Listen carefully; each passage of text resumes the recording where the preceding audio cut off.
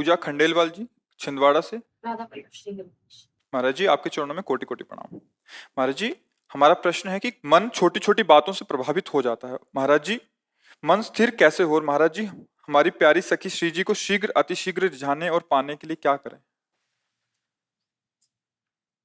जब मन विषयों का चिंतन करता है, इंद्रियों के साथ विषयों का अधर्म पूर्वक सेवन करता है, बहुत कमजोर हो जाता है।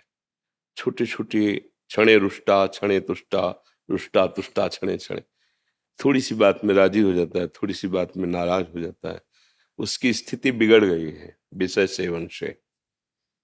अब भगवान नाम बल से ही हम उसको ऐसी स्थिति में ला सकते हैं कि भारी से भारी विपत्ति में भी हमारा मन शांत रहे, बड़े से बड़े सुख सामग्री में भी वो हर्षित और अभिमान युक्त न हो। ये भजन बल से हुआ है।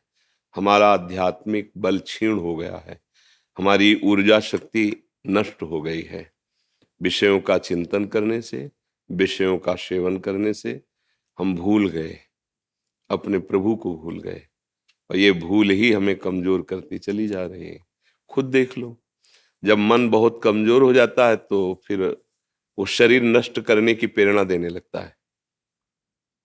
कोई ऐसी गंदी आदत फंसा देगा, आप जानते हैं कि गलत है फिर भी आप करेंगे, फिर आपको लगेगा इससे अच्छा है शरीर ही नष्ट कर दे। पहुंचा दिया, आपको दुर्गति के रास्ते पे पहुंचा दिया। अभी बुद्धि काम कर रही कि आप अपने मन की जांच कर रहे हैं। नाम जब पवित्र आहार, गंदे चिंतन की प्रेरणा युक्त क्रिया का त्याग। जब मन हमारा पहले चिंतन करता है, कुछ भी वस्तु सेवन के पहले या भोग के पहले उसका चिंतन होता है, बस वहीं उसको पकड़ो, उसके चिंतन में बाधा पहुंचा दो। अगर उसका चिंतन बाधित नहीं होता तो तुम्हारे जीवन में बाधा पहुंचा देगा वो। जैसे मन काम का चिंतन कर रहा है, राधा राधा राधा, वो कहेगा चुप रहो, शांत रहो, नाम जप ना करो, उसके चिंतन में डूबो। तुमने राधा राधा राधा, ये धर्म विरुद्ध आचरण, नहीं नहीं, राधा राधा राधा, वो आपको जलाएगा। आप उसको सह जाइए, वो पक्का होता चला जाएगा। जितना सहोगे उतने मजबूत हृदय होता चला जाएगा, फिर वो तुम्हें सपोर्ट करने लगेगा। अभी क्या है कि हम उसको सपोर्ट कर रहे हैं और वो हमें जहां चाहता है, जैसे चाहता है वैसे गिरा देता है। नाम जप करोगे, शास्त्र के अनुसार, गुरु आज्ञा के अनुसार चलोगे, तो ये जब तुम्हें सपोर्ट करने लगेगा तब तुम्हें आनंद का अनुभव होगा। अभी तुम इसके दास्ता लिए हो, मन के दास हैं। अभी बिना हरि के चरणों की दास्ता लिए मन पर शासन नहीं किया जा सकता। खूब अच्छे से देख लो, चाहे जो कसम खाओ, चाहे जो नियम लो, जब वो चाहेगा तब तोड़वा देगा। उसमें इतनी सामर्थ्य है, वो तुम्हारी कसमें, तुम्हारे नियम सब बहा देगा। बचोगे नाम जप से। यदि हमें नाम जप करना है तो हमें आहार ठीक करना है। आप खाओ इधर उधर के गंदे आहार, मांस मछली अंडा, और सोचो मन ठीक हो जाए, तो नहीं होगा। या आप शरीर का मनमानी भोग आचरण करो, व्यभिचार, फिर सोचो मन पवित्र हो जाए। कि कोई साधारण विषय नहीं, बड़े बड़े महापुरुष जन इसी को तो शासन में लाने के लिए चल रहे। पवित्र भोजन, भगवद अर्पित भोजन, पवित्र और भगवद अर्पित भोजन। गलत चिंतन होने पर तत्काल नाम के द्वारा उसे काटे। नहीं, ये ठीक नहीं, नहीं मानूंगा तेरी बात, वो अंदर जलाएगा, उसको चुपचाप राधा राधा राधा सह जाओ। यही बड़ी तपस्या होगी। इसी से एक दिन देखोगे कि मन गंदी बातें फेंकना बंद कर देगा, गंदे स्फुरणाएं, गंदा संकल्प बंद कर देगा। एक दिन ऐसा आता है और फिर वो भगवद स्फुरणाएं आती हैं, प्रभु की चिंतन, फिर रोना, आनंद से पुलकित हो जाना, निष्पाप कृत्य हो जाना, ये अवस्था आने लगती है। तो नाम जप कीजिए, आचरण पवित्र रखिए, भोजन पवित्र रखिए, आपका दर्शन संभाषण पवित्र होना चाहिए। तब परम पवित्र भगवान में मन लगने से फिर मन बलवान हो जाता है। बलवान मन सच्चिदानंद प्रभु का नाम पकड़ता है, रूप पकड़ता है। अभी निर्बल हो गया है तो विषय भोगों को पकड़ रहा है, गंदी बातों को पकड़ रहा है। पर बात बनेगी इसी मन के प्रभु चिंतन से। अगर ये साथ न दे तो फिर भजन कैसे होगा? तो इसको फुसलाना भी है और डांटना भी है। अगर धर्मयुक्त विषय है तो उसे भगवद अर्पित करके भोग लो। मान लो गृहस्थ हो तो कुछ नियम मर्यादाएं हैं, उसके अनुसार व्यवहार करो। अगर पवित्र विषयों को भोगोगे तो उसको फुसलाना हो गया। और अपवित्र अधर्म मार्ग में शासन को नहीं, मर चाहे जाऊं ऐसा नहीं करूंगा, तो ये डांटना हुआ। फुसलाना और डांटना दोनों से हम मन को अपने शासन में ले सकते हैं। तो नाम जप कीजिए और जैसा सुना वैसा आचरण में उतारिए। मनीष जी। श्री हरि। श्री हरिवंश महाराज जी, आपके श्री चरणों में दास का प्रणाम। महाराज जी, गुरु के हृदय की संपत्ति, उनके हृदय का प्रेम शिष्य के हृदय में कैसे प्रकट हो? महाराज जी मार्गदर्शन करें। एक बार हितधाम में थे तो कोई प्रवचन की क्लिप लिए हुए था, तो किसी भक्त ने उनसे कहा कि ये क्लिप हमें दे दो। तो उनका ब्लूटूथ खोलो अपना, वो अपने ब्लूटूथ से उनके ब्लूटूथ में दे दिया। तो मैं कहा ये क्या होता है, सिस्टम क्या होता है?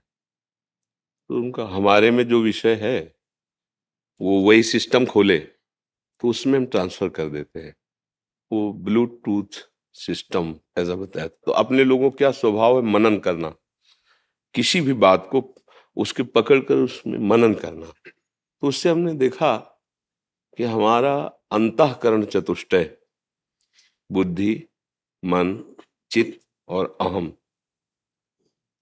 ये तीनों वृत्तियों सहित सत्वगुण, रजोगुण, तमोगुण, ये गुरुदेव के चरणों में समर्पित हो जाए तो गुरु जी अपना हृदय की वस्तु उसके हृदय में पधरा दे, बस।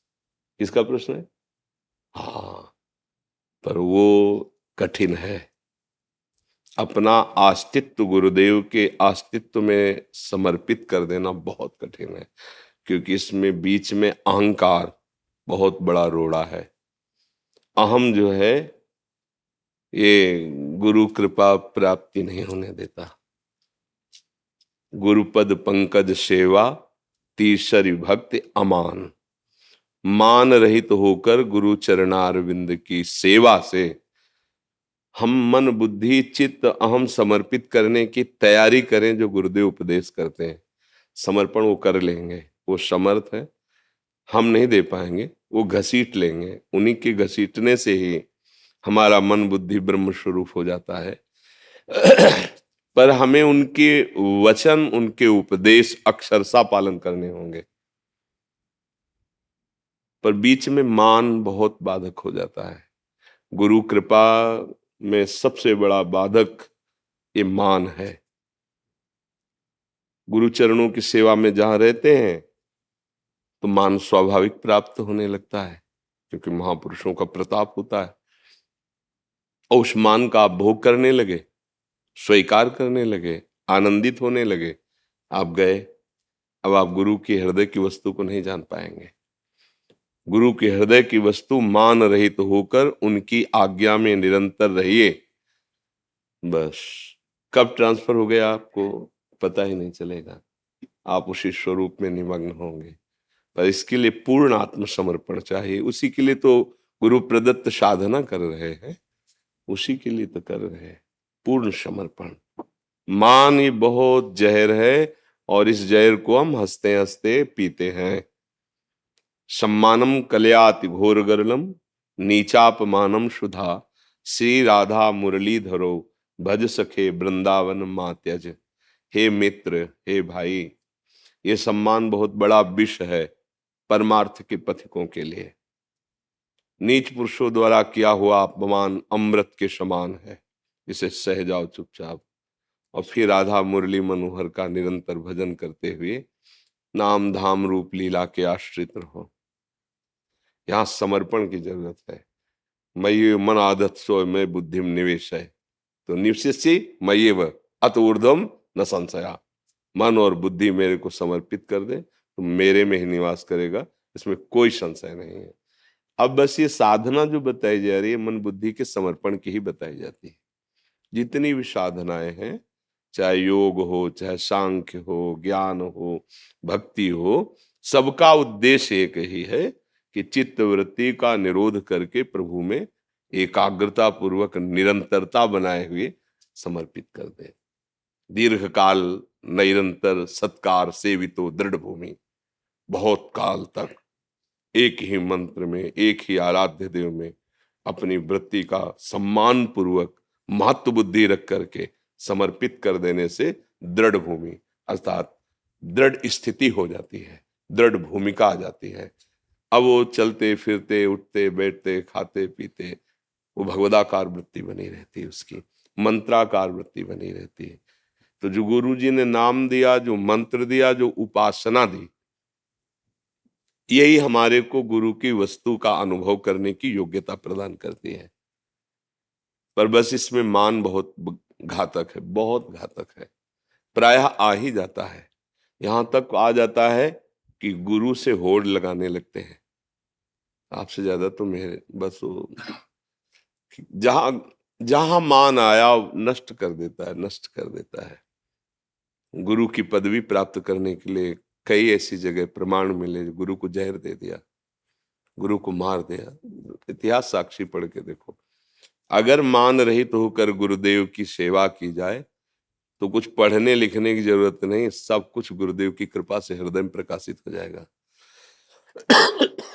महाभारत में प्रसंग आता है कि वर्षा ऋतु थी, शायद उपमन्यु जी उनका नाम था। तो गुरुदेव ने कहा कि कुछ अन्न की क्यारियां हैं, उनकी क्यारियां फूटने न पावे, तो उनमें जल भरा रहेगा तो अच्छा अन्न पैदा होगा, जिससे यज्ञ आदि में सहयोग मिलेगा। आप जाइए, रात्रि का समय, खेत की मेड़ नहीं टूटनी चाहिए। तो एक जगह उन्होंने बहुत प्रयास किया, मेड़ टूट रही थी, तो मिट्टी गीली होने के कारण वो रुक नहीं पा रही थी, और तो सब बांध दिया था। सोचा गुरु आज्ञा का उल्लंघन हो जाएगा अगर पानी निकल गया तो, मिट्टी रुक नहीं रही, तो अपने देह को रख दिया ऐसे, और वो गीली मिट्टी तो सेट हो गई। अब अगर उठते तो मेड़ टूट जाती, तो अब पूरे शरीर को उसमें मेड़ में से। गुरुदेव ने जब देखा कि काफी समय हो गया नहीं आए, तो अन्य ब्रह्मचारियों ब्रह्म ऋषियों के साथ वहां गए और पुकारा, बेटा कहाँ हो तुम? तो आवाज, गुरुदेव मैं यहाँ हूं। नजदीक गए तो देखा सब पानी से सने में से।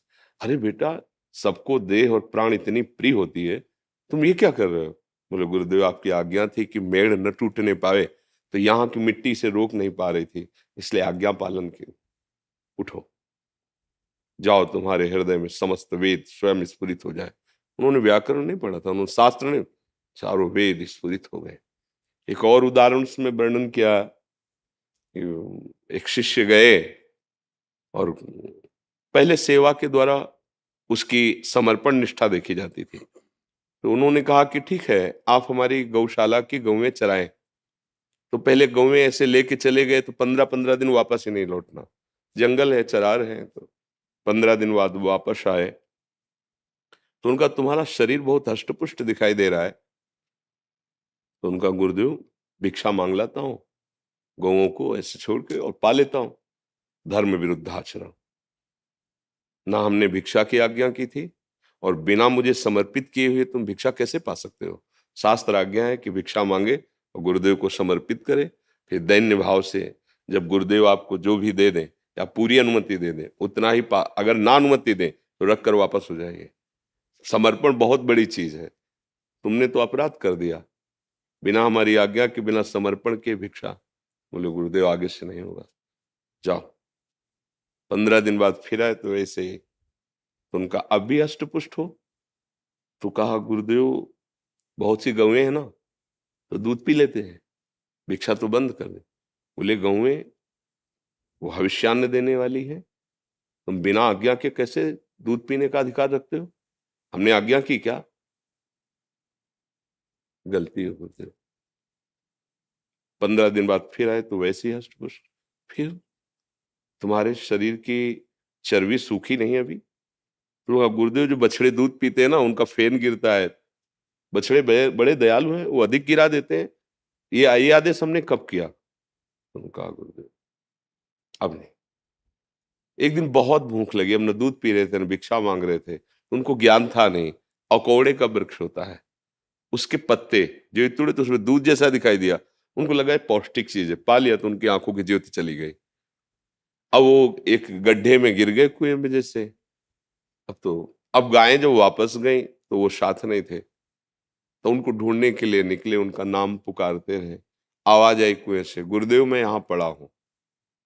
कैसे कैसे पड़े हो? गुरुदेव बार बार भूख ने मुझे व्याकुल कर दिया था, तो पता नहीं मैं किसका पत्ता खा लिया कि बोले, समझ गए कि ऐसे अकोड़े। उन्होंने मंत्र दिया, इस मंत्र का उच्चारण करो। ये उच्चारण किया तो साक्षात अश्विनी कुमार आ गए, देव जो वैद्य हैं दोनों अश्विनी कुमार। उन्होंने एक दिव्य औषधि के द्वारा पुआ तैयार किया और कहा पालो। बोले अब जिंदगी में नहीं, गलती पे गलती होती गई, हम गुरु आज्ञा का उल्लंघन करते गए, अब नहीं, आंखें नष्ट हो जाए या प्राण नष्ट हो जाए, जब तक मेरे गुरुदेव आज्ञा नहीं करेंगे तब तक इस जबान में कुछ नहीं रखूंगा। तो उनका गुरु को भी अगर आवश्यकता होती तो हम देव वैद्य हैं उनका, तो वो अपने गुरु से थोड़ी आज्ञा लेते हैं। हम खुद इस समय आपको आज्ञा करते हैं, हम देवता भी हैं वैद्य भी हैं और तुम्हारी औषधि है ये, तुम पा लीजिए। बोले प्राण त्याग दूंगा लेकिन अन्य किसी की आज्ञा नहीं, केवल गुरुदेव की आज्ञा। तो प्रसन्न हुए,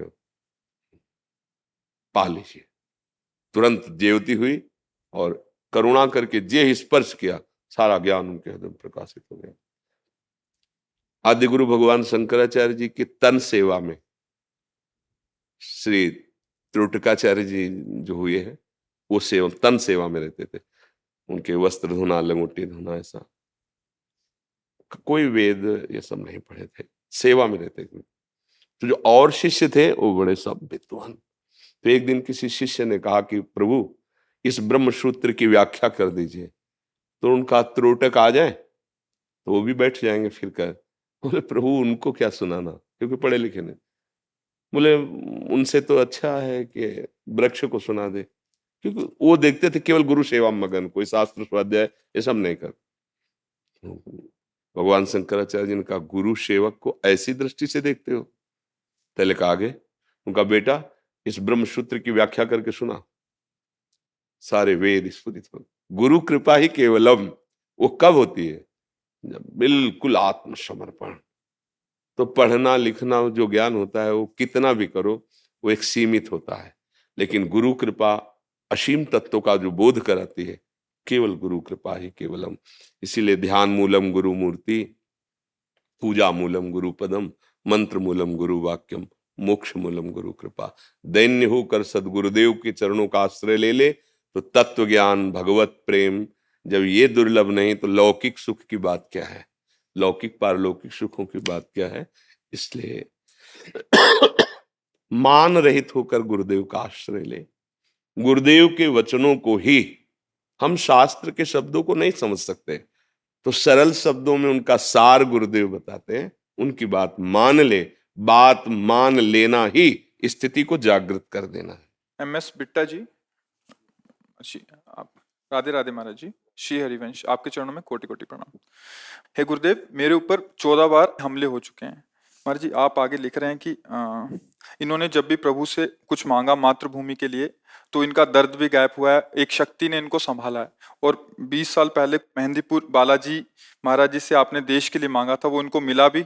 और राम सेतु तोड़ने की जब बारी आई तो इन्होंने कसम खाई थी कि राम सेतु नहीं टूटे, तो वो भी सफल हुई। महाराज जी जिसने मुझे आज तक इस देश की सेवा करने के लिए बचाए रखा, ऐसी कृपा की प्रभु ने। क्या हम देश के लिए और दूसरों के प्राणों की रक्षा के लिए कुछ भी मांगते हैं तो भगवान पहले सुनते हैं? और अगर ऐसा है गुरुदेव तो सारा विश्व अपने देश की सुरक्षा और उन्नति के लिए मांगे तो भगवान सुनेंगे? भगवान का एक स्वभाव है, बहुत करुणामय स्वभाव है। जब हम अपने भोग की सामग्री अपने सुख के लिए मांगते हैं तो ये पुकार थोड़ा विलंब से जाती है प्रभु के कान में। उसके लिए फिर आपको योग्यता दिखानी पड़ेगी। और अगर दूसरे सुख के लिए, दूसरों के हित के लिए, देश के लिए, विश्व के लिए या किसी व्यक्ति के लिए या पशु पक्षी के लिए भी, वो तत्काल बात होती प्रभु से। इसमें बिल्कुल संशय नहीं।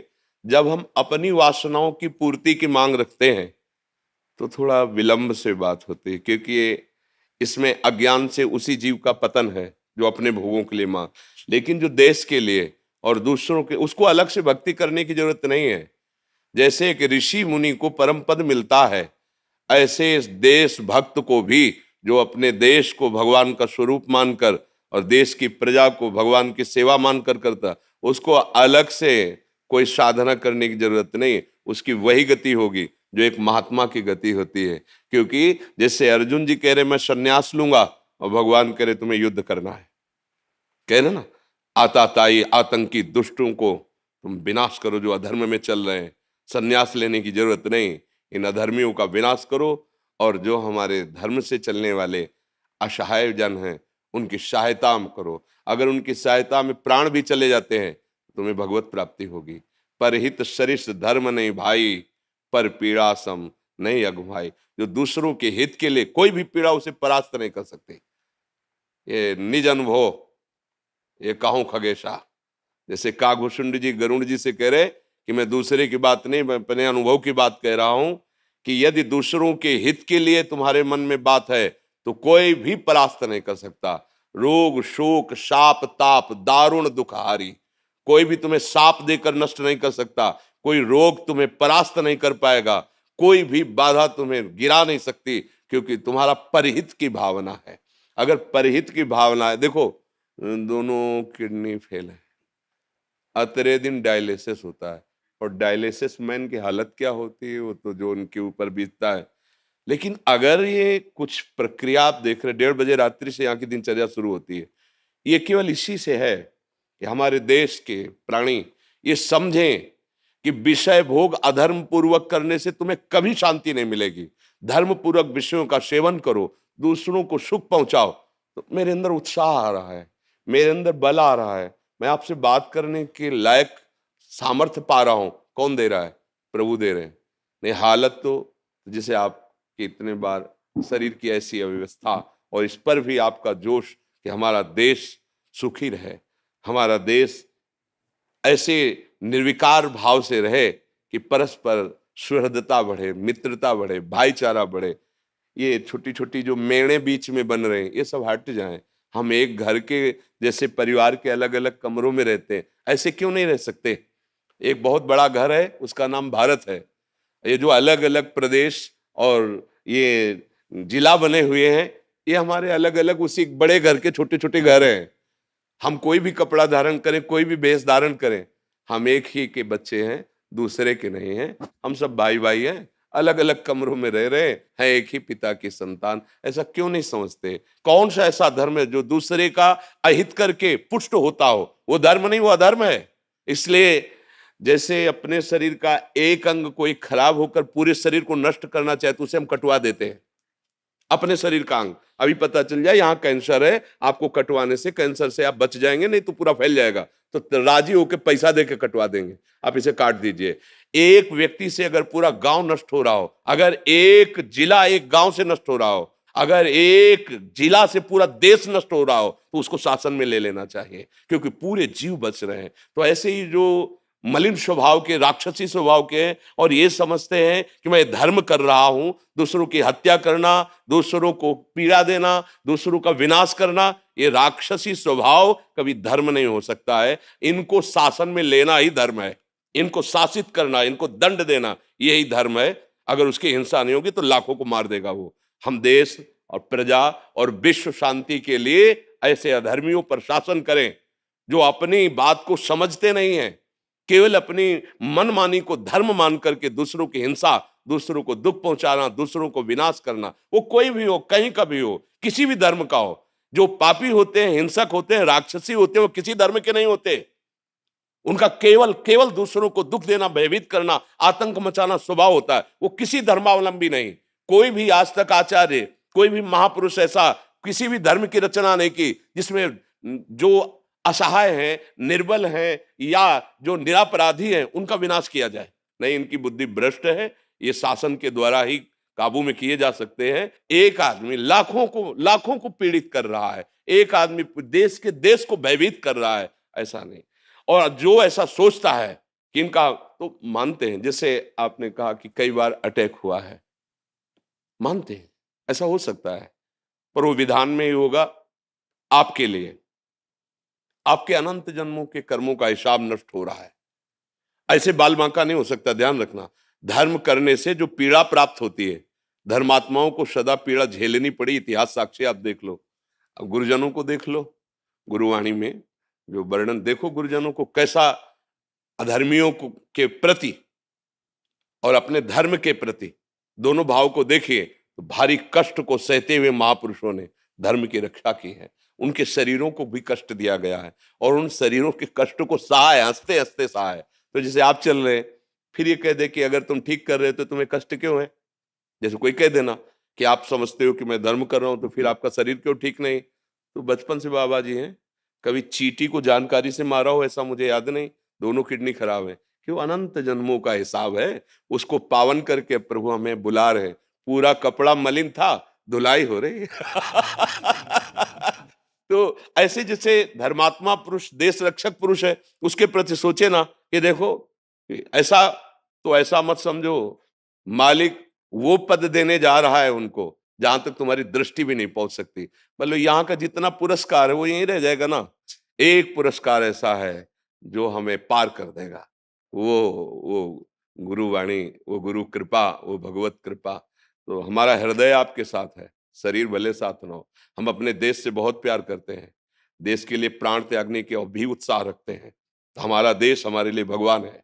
जब हम ये किसी भी आर्मी के जवान को देखते हैं तो अंदर से हम उसे सल्यूट करते हैं, अंदर से उसे सर झुकाते हैं। प्यारे, हम बाबा जी बन करके धर्म के मार्ग में चल रहे हैं, तुम एक वीर बहादुर होकर कष्ट सहते हुए हमारे देश के लिए, हमारे लिए उसके छोटे छोटे बच्चे हैं, उसकी पत्नी है। कौन चाहता है ऐसा कि कम से कम एक बार एक दिन में सेवा की, लौट के अपने परिवार तो आ गए। ये आएगा कि नहीं आएगा उसको खुद भी विश्वास नहीं है कि पता नहीं किधर से गोली आके कहां से पार हो जाए। और वो रात दिन कैसी भी परिस्थिति हो, ऐसा नहीं, बहुत सुंदर इनकी साधना है, हम इनको प्रणाम करते हैं। ऐसे ही हमें जब कोई देशभक्त मिलता है, जब आपको बताया कि देशभक्त है, तो हमारा हृदय, हम भले खड़े नहीं हो पाए रोग के कारण, लेकिन हृदय से खड़े होकर स्वागत किया है कि हम अपने देशभक्त को प्रणाम करते हैं। जैसे हम भगवान के भक्त महापुरुषों को प्रणाम करते हैं, ऐसे हम अपने देश के भक्तों को प्रणाम करते हैं, जो हमारे देश का मंगल सोचे, हमारे देशवासियों का मंगल सोचे। वो हमारा हृदय है और उसे आशीर्वाद मांगने की जरूरत नहीं। जब कह रहे हैं कि हृदय ही साथ है, तो आशीर्वाद क्या चीज होता है, हृदय ही साथ है।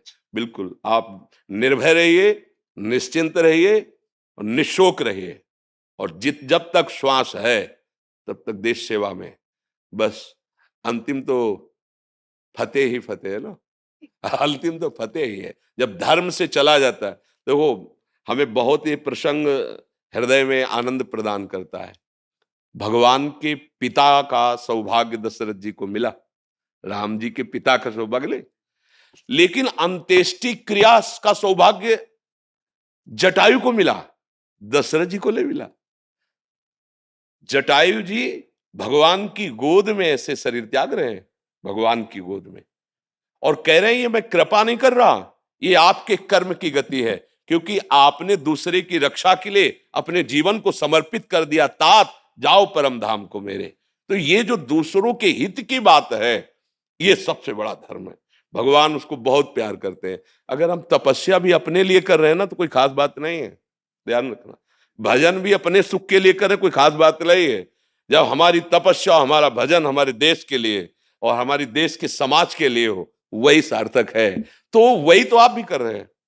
आपकी सोच, आपका चिंतन, आपका प्रयास, हमारा देश सुख में रहे, हमारा देश इन आतंकी हमलों से बचा रहे, हमारे देश में कोई ऐसे कुमार्गामी प्रवेश न करे जो हमारी भोली प्रजा को नष्ट करे, कष्ट दे। बात तो एक ही है। हम यहां बैठे भजन बल से सोच रहे हैं, आप बाहुबल, ऐश्वर्य बल, कानून बल, इनके द्वारा आप सुरक्षा कर रहे हैं। तो बात तो दोनों ही, हम दोनों एक पिता की संतान, हम दोनों का एक ही कार्य है। भेष अलग अलग है, उद्देश्य एक ही है। हमारी तपस्या, हमारी श्वास, हमारा अनुभव, हमारा ज्ञान हमारे देश के लिए है, विश्व के लिए है। जो हमारी बात माने, जो हमारी बात सुन ले, निहाल हो जाएगा, उसको पकड़ लो केवल।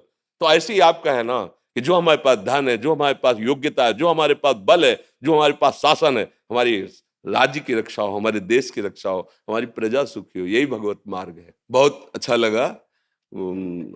बाहरी माला तो नहीं पहना रहे, लेकिन हृदय की बात कह रहे, हम बहुत आदर कर रहे हैं। हाँ, आप बिल्कुल निश्चिंत रहिए।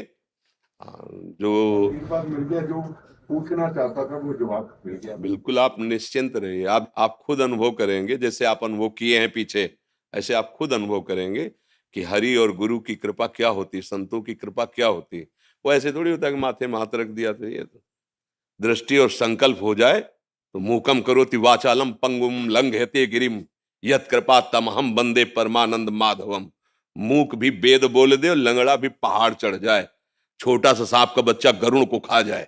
ये कृपा जो है, जो गुरु कृपा, इस कृपा, हाँ, छोटा सा सांप का बच्चा जो 1000 फण वाले को भी एक क्षण में चीर दे वो गरुड़ जी, और जो गरुड़ को खा जाए छोटा बच्चा, इसे भगवान की कृपा कहते। कुछ दुर्लभ नहीं, बस आपका चिंतन सही होना चाहिए, धर्मयुक्त होना चाहिए, कोई परास्त नहीं कर सकता। ये तो बाहरी सुरक्षा है, आंतरिक सुरक्षा भगवान की होती है, जिसमें वो दिव्य शक्तियां तुम्हारे साथ रहेंगी कि ये चूक हो जाए तो हो जाए, लेकिन वो चूक करने वाली नहीं, क्योंकि पहले से जान रहे वो क्या सोच के आ रहा है। इनको तो क्रिया दिखाई देगी और वो सोच देख रही, सोच। जब दुर्वासा जी ने अपना मंत्र बल प्रकट करके अम्बरीश जी को दंड देना चाहा, निरपराध अम्बरीश जी को, तो अम्बरीश जी को भी पता नहीं था कि सुदर्शन चक्र हमारे पीछे है। तत्काल सुदर्शन चक्र प्रकट हुआ, कृत्या को नष्ट किया और दुर्वासा को त्रिभुवन में दौड़ाया, क्योंकि वो भी तपस्वी थे ना। तो मारा इसलिए नहीं कि तुम भी भगवान के मंत्र से सुरक्षित हो, पर देखो हम तुम्हें जलाएंगे, कहीं ठौर नहीं मिलेगी। त्रिभुवन में ठौर नहीं मिली, लौट के अम्बरीश जी के पैर में पड़ा आके, तभी वो सुदर्शन चक्र शांत हुआ। तो ये कोई भूल न करे कि मान लो आप गृहस्थ में हो, धर्म से चल रहे हो, अरे ये क्या, नहीं नहीं, यही भूल हो गई थी दुर्वासा जी को कि मैं तो वलकल की लंगोटी लगाता हूं, धूप का रस पीता हूं, ये चक्रवर्ती सम्राट राजा रानियों के बीच में रहता है, ये मेरी बराबरी का। नहीं नहीं, उद्देश्य, खास बात, उद्देश्य, भेस लाई उद्देश्य। अगर दोनों का उद्देश्य एक है तो एक पैंट शर्ट में, कुर्ता पैजामा में भी महात्मा है और एक विरक्त में भी महात्मा। और उद्देश्य बिगड़ जाए तो भेष में भी उद्देश्य ना होने पर सब पाखंड नाटक हो जाएगा। ये अरे आप बस खड़े खड़े धन्यवाद धन्यवाद।